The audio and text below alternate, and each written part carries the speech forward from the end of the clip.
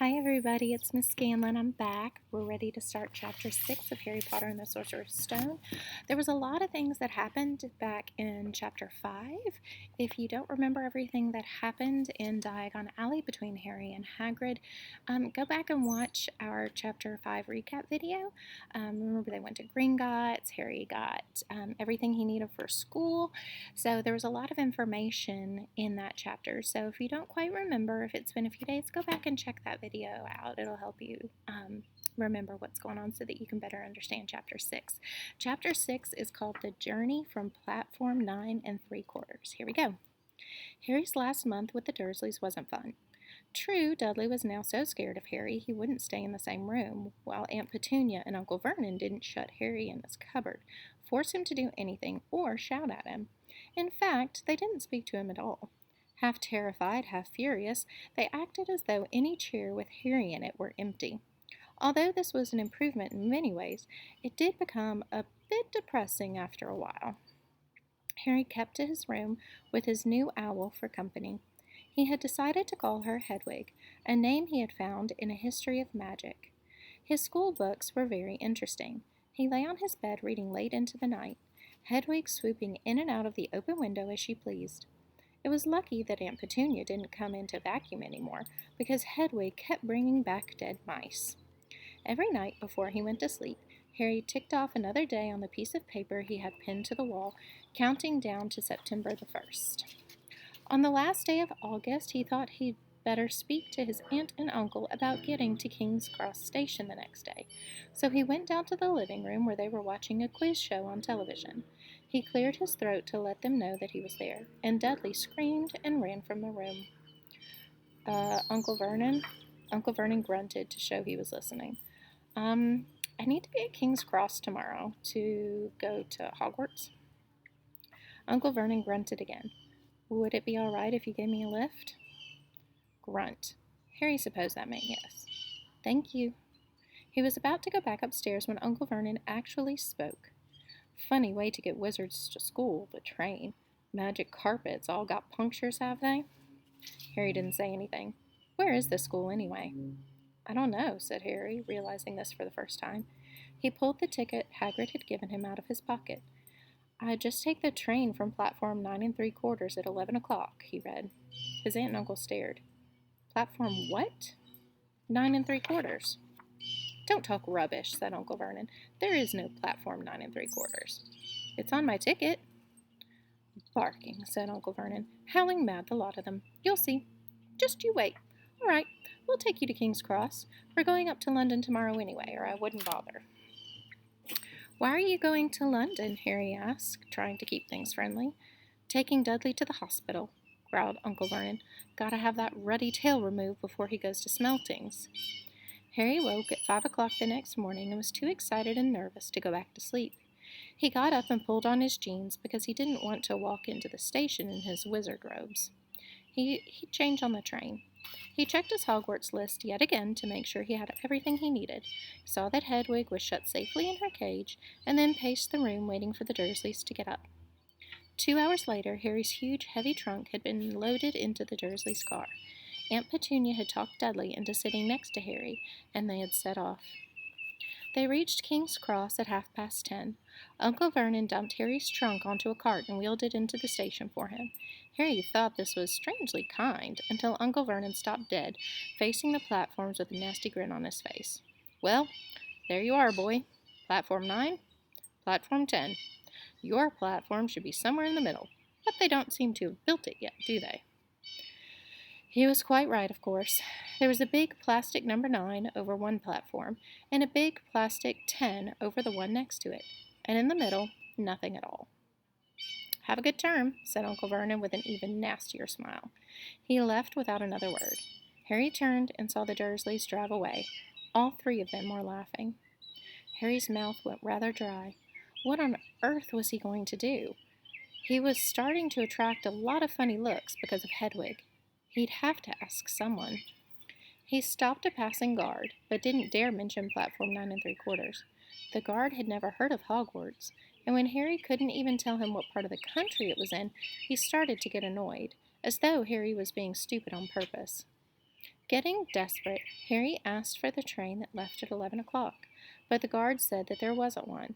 In the end, the guard strode away, muttering about time wasters. Harry was now trying hard not to panic. According to the large clock over the arrivals board, he had 10 minutes left to get on the train to Hogwarts, and he had no idea how to do it. He was stranded in the middle of a station with a trunk that he could hardly lift, a pocket full of wizard money, and a large owl.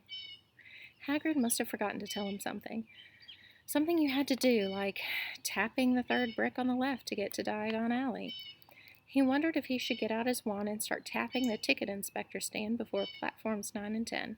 At that moment, a group of people passed just behind him, and he caught a few words of what they were saying. Packed with muggles, of course. Harry swung around. The speaker was a plump woman who was talking to 4 boys, all with flaming red hair.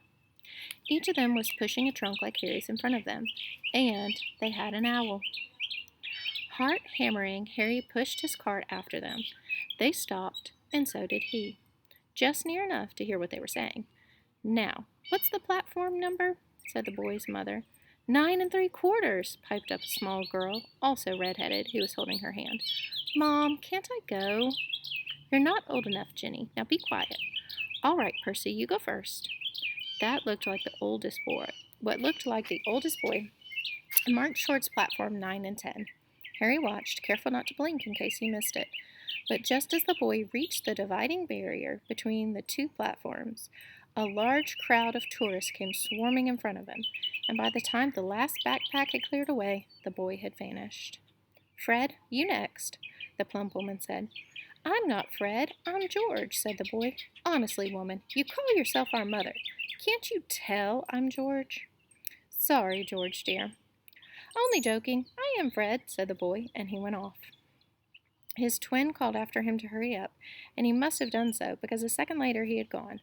But how had he done it? Now the third brother was walking briskly toward the barrier. He was almost there, and then, quite suddenly, he wasn't anywhere. There was nothing else for it. Excuse me, Harry said to the plump woman. Hello, dear, she said. First time at Hogwarts? Ron's new, too, she said, pointing at the last and youngest of her sons. He was tall, thin, and gangling, with freckles, big hands and feet, and a long nose. Yes, said Harry. The thing is I don't know how to get on the platform, she said kindly, and Harry nodded. Not to worry, she said. All you have to do is walk straight at the barrier between platforms 9 and 10.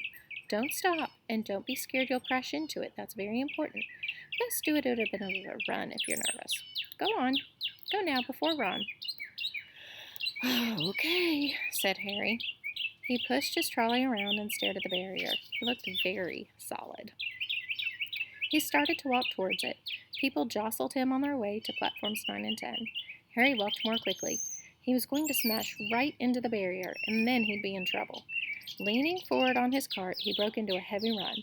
The barrier was coming nearer and nearer. He wouldn't be able to stop. The cart was out of control. He was a foot away. He closed his eyes, ready for the crash. It didn't come. He kept on running. He opened his eyes. A scarlet steam engine was waiting next to a platform packed with people. A sign overhead said Hogwarts Express, 11 o'clock.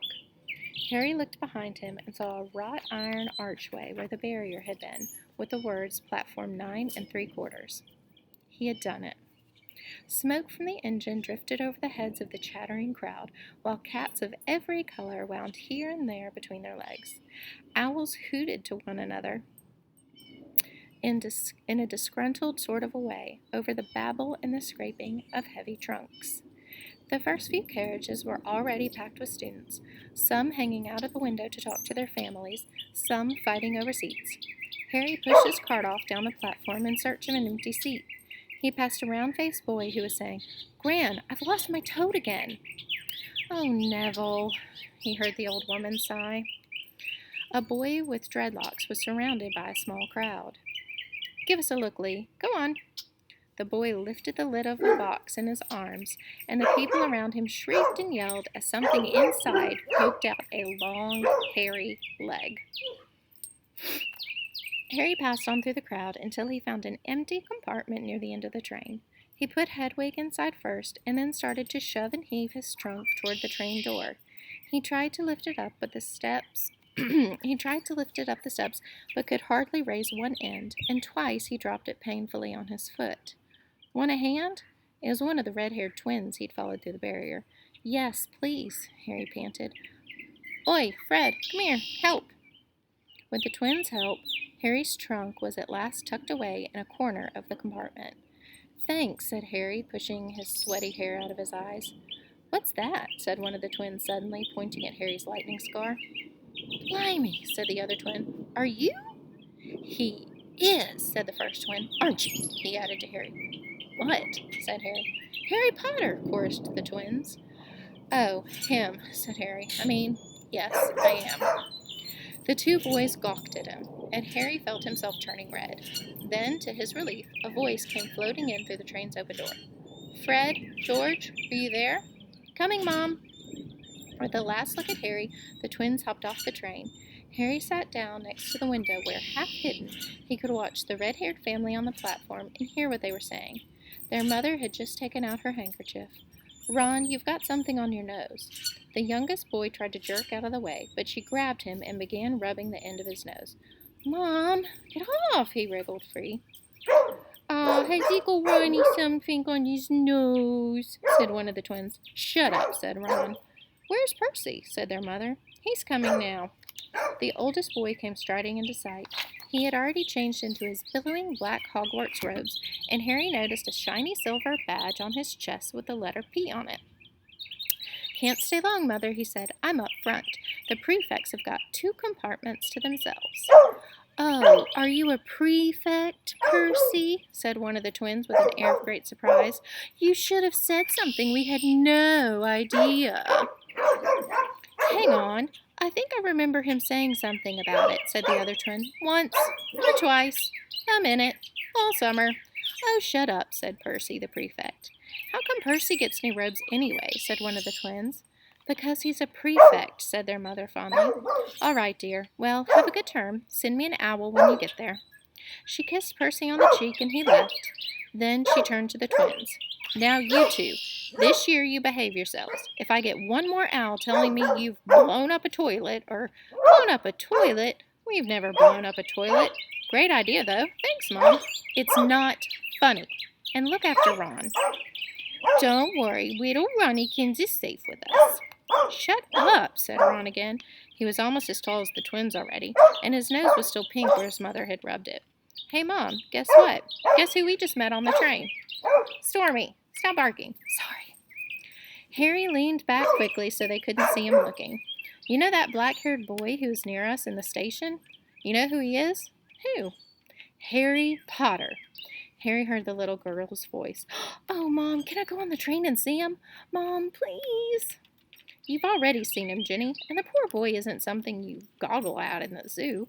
Is he really, Fred? How do you know? I asked him. Saw a scar. It's really there, like lightning. Poor dear. No wonder he was alone. I wondered. He was ever so polite when he asked how to get onto the platform. Never mind that. Do you think he remembers what you-know-who looks like? Their mother suddenly became very stern. I forbid you to ask him, Fred. Don't you dare. As though he needs reminding of that on his first day of school. All right, keep your hair on. A whistle sounded. Hurry up, their mother said as the 3 boys clambered onto the train. They leaned out of the window for her to kiss them goodbye, and their younger sister began to cry. Don't, Jenny. We'll send you loads of owls. We'll send you a Hogwarts toilet seat. George! I'm only joking, Mom. The train began to move.